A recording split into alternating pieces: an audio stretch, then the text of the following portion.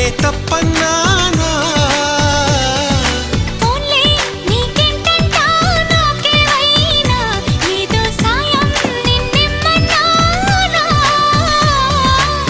వలపంటే నిప్పు లాంటిది కలకాలం దాచలేనిది సలహా విని ఒప్పుకోవే ఇకనైనా